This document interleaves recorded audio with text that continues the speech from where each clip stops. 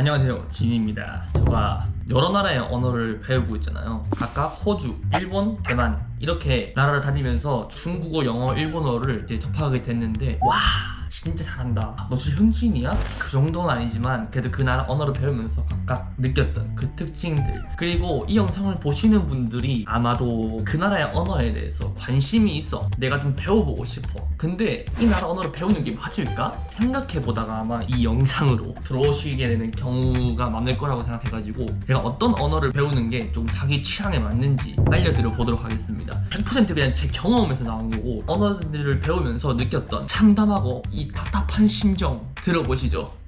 예, 일단 일본어입니다.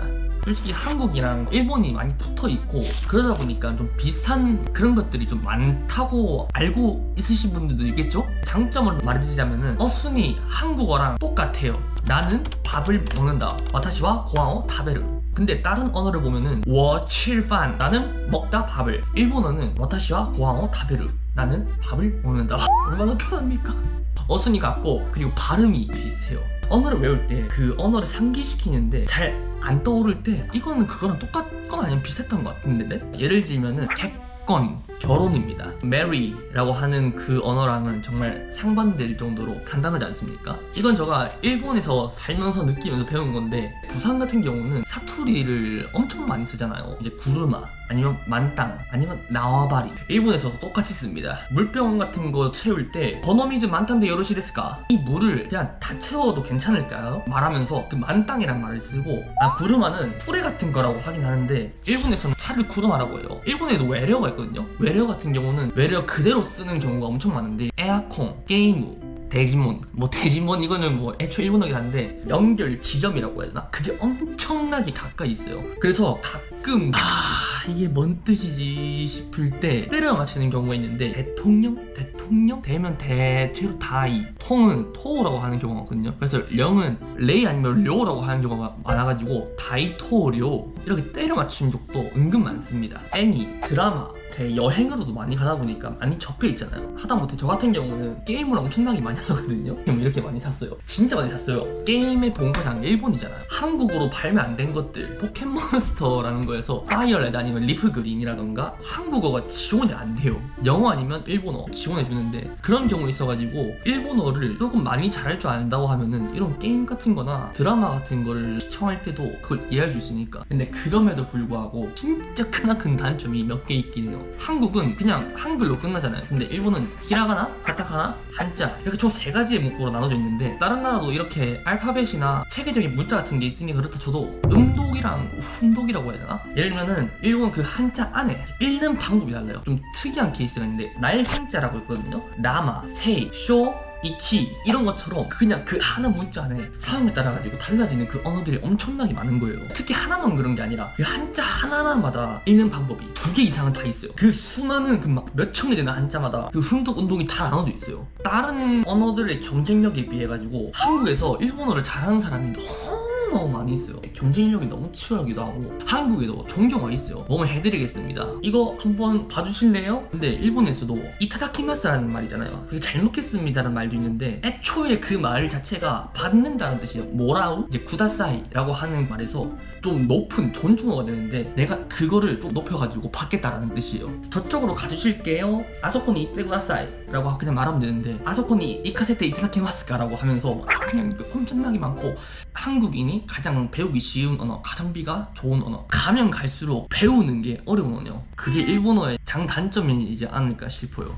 그리고 그 다음으로 말씀드릴 언어는 중국어입니다. 그 한자 때문에 엄청나게 배우기 어려운 언어라고 생각하잖아요. 제가 보기에는 좀 달라요. 배우면 배울수록 쉬워요. 그냥 진입 장벽이 일본이랑 정반대예요. 성조 한자 외워야 되는 거를 봤을 때는 좀 어려운데, 애초에 처음부터 어렵게 들어가다 보니까 이게 깊게 가면 갈수록 엄청나게 쉬워진 언어예요. 문법이 한국이랑 달라요. 근데 그럼에도 불구하고 그게 체계적이에요. 중국어 한자 한 개 한 개로 그 뜻을 나누거든요. 워, 짜이, 파이, 잉피엔 하나를 그냥 말하면 되는 거기 때문에 생각보다 문법에 있어가지고 그렇게 크게 어려운 점은 없어요. 전치사 인, 앳, 과거 시제 이런 게 전혀 없어요. 나 밥 먹었어. 我吃 칭파르 끼워 넣으면은 그 뜻이 바뀌는 거기 때문에 그런 게 전혀 없어. 너무 편해요. 그 중국어를 사용하는 사람들 자체로만 봤을 때는 14억은 무슨 진짜 한 18억 막 넘어가는지 않을까 싶어요. 왜냐하면 중화권이라는 게 엄청나게 크고 거기에 대만이 포함이 안 돼 있거든요. 싱가포르, 말레이시아 중국어를 잘 씁니다. 많이 쓰고요. 중국어를 사용함으로써 얻는 그 메리트는 영어랑 거의 그 살짝 안에라고 보면 될 것 같은데, 사실 일본어에 비해서도 경쟁이 좀 덜 치열하고 한자 안에 그 발음 표기가 있거든요. 병음이라고 하는데 표기 같은 게 알파벳으로 되어 있다 보니까 한자를 몰라도 그냥 모르면 안 되는데 병음을 적어놓은 것만으로도 공부를 할 수가 있어요. 생각보다 한자를 몰라도 의사소통하는 데 있어가지고 한자가 많이 영향을 끼치는 게 아니라 가지고 그래도 아무리 높게 쳐도 영어보다는 밑에예요.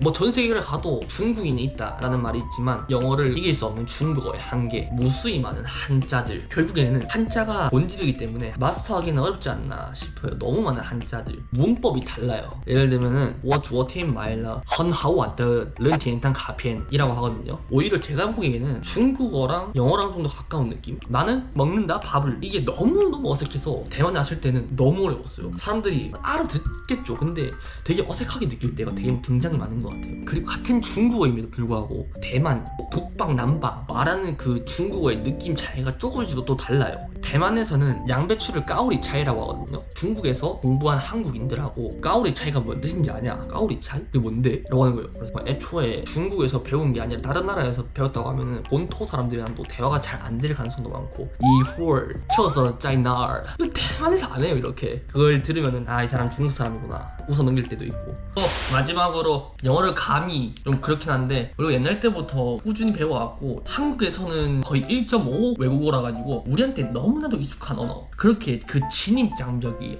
엄청나게 낮죠.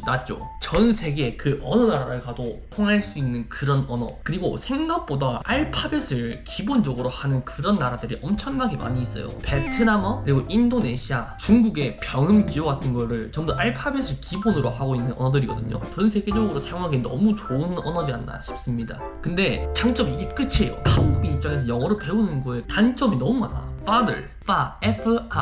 이 A는 A구나. 아, 너무 좋아. C-A-T. 컷이구나. 아니죠. 캣이죠. 오케이. 뭐 이것도 원래 알고 있고 학교에서 배웠던 거니까. C-O-L-O-N-E-L.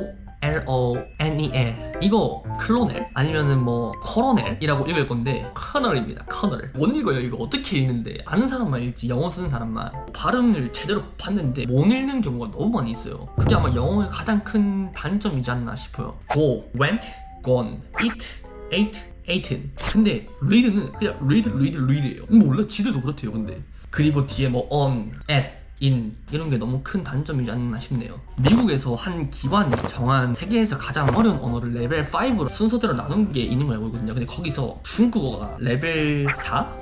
그 한국어랑 일본어가 레벨 5에 있는 걸 알고 있어요. 근데 그 외에 언어들 있잖아요. 스페인어, 프랑스어 이런 언어들은 전부 다 레벨 1 아니면 2로 좀 쉬운 언어에 속해 있고, 반대로 생각해보면 우리도 니네 나라 어려워. 그러면 우리 입장에서는 니네가 레벨 5야. 영어를 배워와서 그나마 그냥 쉬운 언어구나 라고 생각하지. 결혼이라는 발음이잖아요. 일본어로는 캡콘, 중국어로는 지에훈, 영어로 따지면 메리라고 하니까 우리는 한자를 기본으로 돼 있고 영어는 게르만어를 기본으로 이렇게 올라온 거란 말이에요. 그러다 보니까 완전히 언어 체계도 다르고, 동남아 쪽만 가더라도 영어를 크게 잘하는 나라들이 많이 없어가지고 영어를 배우는 거는 필수긴 한데 살아가는데 엄청 중요한 건 아니냐고 생각해요. 아니야, 중요하긴 해.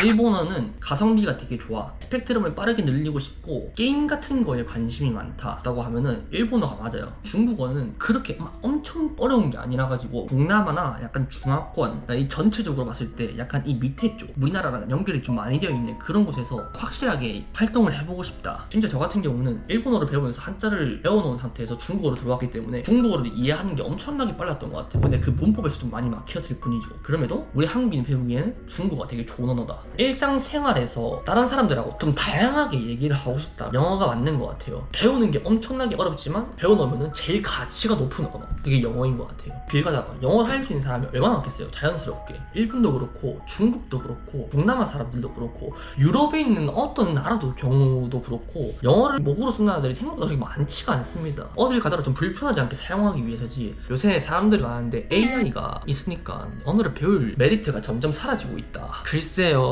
그래서 간단하게 지나가면서 사람들한테 물어볼 때나 주문할 때는 언어를 배울 필요가 없겠죠. 뭐 폰 내밀고 이렇게 해달라고 하면 되니까. 상대방이 한국어를 모르는데 왜 폰으로 다가온다 싶으면은 처음이야 오케이 또 되게 노력하는 건 좋겠는데 길게 그 관계가 유지되기는 어렵다고 생각해요. 그게 아직까지 언어를 공부하는 사람들하고 언어가 살아남는 거에 가장 큰 이유이지 않을까 싶어요. 자기가 좋아하는 언어를 선택할 수 있길 바라겠습니다.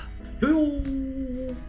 AI가 아무리 발달해도 상대방이랑 대화하는 거에 있어가지고 직접 대화를 하고 듣고 눈을 바라보면서 대화하는 게 언어를 배우는 궁극적인 목표이기 때문에 그 이상을 뛰어넘는 건 아직까지는 AI가 힘들지 않나 생각합니다.